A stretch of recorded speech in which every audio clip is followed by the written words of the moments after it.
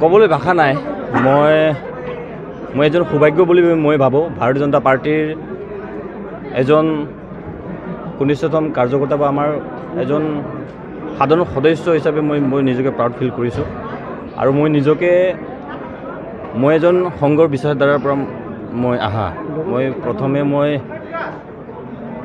অখিলবাৰীতো বিদ্যাৰ্থী পৰিষদ তথা আমাৰ ABVP-ক মই সংগঠনক মই ধন্যবাদ জ্ঞাপন কৰিছোঁ।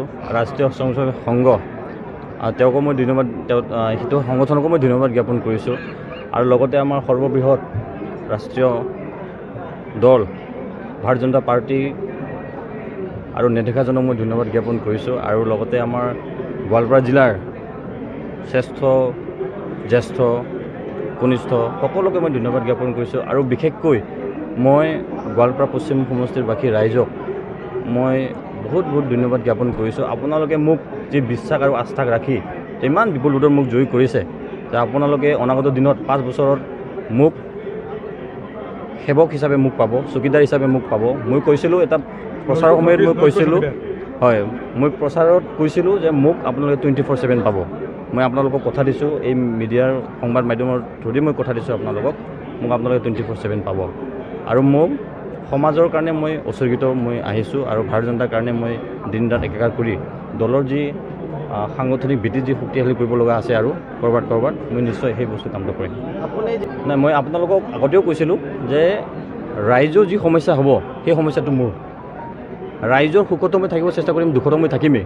সুখতো মই থাকিমেই, কিন্তু দুখতো মই আৰু বেছি থাকিব চেষ্টা কৰিম। মই এই কথাটো মই সদায় আপোনালোকৰ ওচৰত কৈ আহিছোঁ। গোৱালপাৰা পশ্চিমত ভাৰত স্বাধীন হোৱাৰ পিছত আমি এই সমষ্টিটো ভাৰতীয় জনতা পাৰ্টীয়ে পাবলৈ সক্ষম হৈছে। কেৱল ভাৰতীয় জনতা পাৰ্টীৰ কাৰণে পাইছে।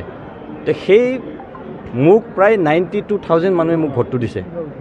প্ৰায় ক'বলৈ গ'লে 70% মানুহে মোক ভোট দিছে।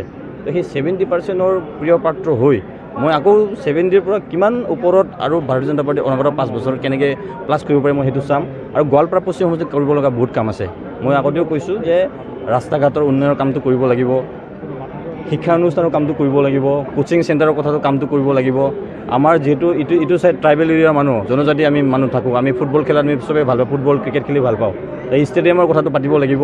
আৰু সৰু যি সমস্যা আছে সেই সমস্যাবোৰ নিশ্চয় আমি লাহেকৈ আপোনালোকৰ কথাটো পাতি, সকলোৰে লগত কথাটো পাতি, একেলগে কথাটো পাতি আমি সেই সমস্যাটো সমাধান কৰিব চেষ্টা কৰিম।